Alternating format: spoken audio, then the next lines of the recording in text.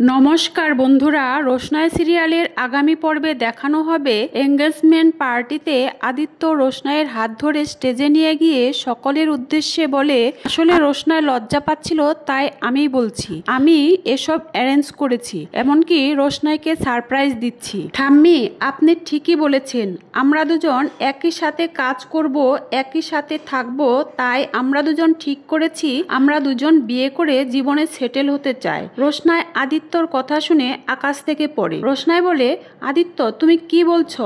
আদিত্য বলে, রোশনাই আর লজ্জা পাওয়ার কোনো কারণ নেই, এখন সবাই জেনেই গেছে। এই বলে পকেট থেকে একটা রিং বক্স বের করে বলে, আমি এখন রোশনাইয়ের হাতে এঙ্গেজমেন্ট রিং পরিয়ে দেব। রোশনাই তখন চোখ বড় বড় করে আদিত্যের দিকে তাকিয়ে বলে, আদিত্য এসব কি হচ্ছে? আদিত্য বলে, কেন রোশনাই, তুমি তো আমাকে মেসেজ করে বলেছিলে তুমি আমাকে বিয়ে করে সুখী হতে চাও। সেই সময় জাহ্নবী, গরিমা, আরণ্যকের মা সবাই না জানার ভান করে অবাক হওয়ার চেষ্টা করে। জাহ্নবী বলে, মেসেজ? আদিত্য তখন মোবাইল থেকে মেসেজগুলো বের করে রোশনাইকে দেখাতে থাকে। রোশনাই মেসেজগুলো দেখে অবাক হয়ে যায়। উপস্থিত সবাই বলে, মেসেজ যখন করতে পেরেছ তখন আংটি পরতে কেন লজ্জা করছো?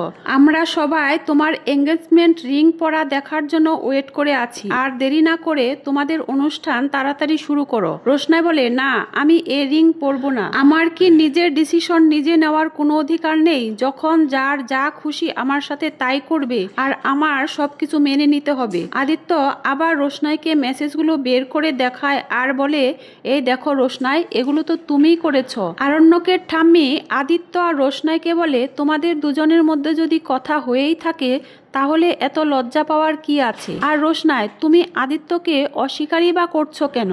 আরণ্যকের বাবা বলে, মা বুঝতে পারছো না, আজ যখন মুখোশ খুলে গেছে তখন তো অস্বীকার করবে। এই মেয়েকে চেনো না মা, এই মেয়ে যেখানে যাবে সেইখানে একজন করে ছেলে পটিয়ে রাখে। এই যেমন কলকাতায় বাদশাকে, মুম্বাইতে আদিত্যকে, আর বেনারসে রাজেশকে। আরণ্যকের বাবার কথাগুলো শুনে রোশনাইয়ের খুব রাগ হয়। এদিকে আরণ্যক, আদিত্য দুজনেই চুপচাপ থাকে।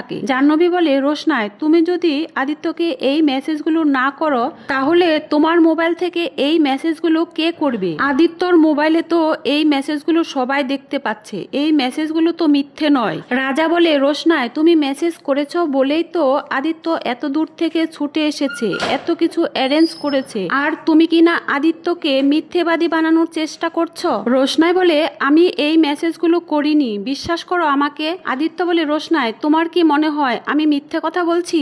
রোশনাই, আমি জানি তুমি মনে মনে আরণ্যককে ভালোবাসো, কিন্তু এটা ঠিক, যখন তোমার এই মেসেজগুলো আমি পেয়েছি তখন আমি তোমার কাছে ছুটে এসেছি। আর রোশনাই, তুমিও জানো আমি তোমাকে কতটা ভালোবাসি, আমি সত্যি তোমাকে ভালোবাসি রোশনাই, তাই বলে তুমি সকলের সামনে আমাকে অস্বীকার করবে এটা আমি মানতে পারছি না। আদিত্য বলে, রোশনাই, আমি তোমার সততা দেখে তোমার প্রতি মুগ্ধ হয়েছিলাম, আর যদি তুমি তোমার সততা অস্বীকার করো তাহলে আমিও তোমাকে বিয়ে করতে পারবো না, সরি। রোশনাই বারবার বলতে থাকে, আমি সত্যি বলছি আমি এই মেসেজগুলো করিনি। আরণ্যকের বাবা আদিত্যকে বলে, তুমি তো এই মেয়েকে তোমার বাড়িতে আশ্রয় দিয়েছিলে, ভালোবেসে এই মেয়েকে বিয়ে করতে চেয়েছিলে, এখন বুঝলে তো এই মেয়ের স্বভাব কেমন? আরণ্যকের বাবা আরো নোংরা নোংরা কথা বলে রোশনাইকে অপমান করতে থাকে। গরিমা বলে, এতদিনে প্রমাণ হলো তো রোশনাই কোনো দেবী নয়, ও একজন সাধারণ মানুষ, সাধারণ মানুষের মতোই। জাহ্নবী বলে, গরিমা তুমি ঠিকই বলেছ, রোশনাই শুধু সাধারণ মানুষ নয়, ও একজন নিচু মনের মানুষ। এতদিন বাদশার ঘাড়ে চেপে আমাদের সংসারটা একদম তছনছ করে দিয়েছে, এখন পড়েছে আদিত্য কাপুরের সাথে। নিজে আদিত্য কাপুরকে মেসেজ করে ডেকে এনেছে, অথচ এখন আদিত্য কাপুরকে মিথ্যেবাদী প্রমাণ করার চেষ্টা করছে। আসলে এই মেয়ের মতো খারাপ মেয়ে এই পৃথিবীতে আর দুটো হয় না। ঠাম্মি বলে, রোশনাই, তুমি যখন মেসেজ করেছ তাহলে এখন মিথ্যে কথা বলছো কেন? রোশনাই বলে, না ঠাম্মি, আমি এই মেসেজগুলো করিনি। ঠাম্মি বলে, তুমি মেসেজ করনি তাহলে তোমার মোবাইলে এই মেসেজগুলো কি উড়ে উড়ে এসেছে? জেঠুমনি বলে, মা, রোশনাই যখন বলছে এই মেসেজগুলো ও করেনি তাহলে নিশ্চয় ও করেনি। আদিত্য বলে, তাহলে আমি কি মিথ্যে কথা বলছি? এই দেখুন, সবাই মেসেজগুলো দেখুন। গরিমা মেসেজগুলো দেখে বলে, সত্যি তো, এখানে অনেক মেসেজ। আদিত্য বলে, রোশনাই, তুমি আমার সাথে কেন এমনটা করছো? সত্যি আমি তোমাকে খুব ভালোবাসি, তুমি কেন সকলের সামনে আমাকে ছোট করছো। রোশনাই তখন অসহায় দৃষ্টিতে আদিত্যর দিকে তাকায়। রোশনাই নিজেও আদিত্যকে খুব ভালো বন্ধু মনে করে, আর রোশনাই আদিত্যকে কোনোভাবে অপমান করতে চায় না। তখনই মাধবীলতা বলে, হতেও তো পারে রোশনাইয়ের মোবাইল থেকে কেউ এই মেসেজগুলো করেছে। মিনি বলে, মাধবী পিসি একদম ঠিক কথা বলেছে, রোশনাইয়ের মোবাইল থেকে ওই বাঁকামুখী মেসেজগুলো করেছে। আদিত্য বলে, তা কি করে সম্ভব? জাহ্নবী বলে, মোবাইলটা তো সবসময় রোশনাইয়ের কাছে থাকে, তাছাড়া আমরা তো রোশনাইয়ের ঘরে যাই না। রোশনাই বলে, 24 ঘন্টা ধরে মোবাইলটা আমার কাছে ছিল না। আরণ্যকের মা বলে, এই মেয়ে, তুমি কি বলতে চাইছো? আবার আরেকটা মিথ্যে কথা সাজাতে চাইছো?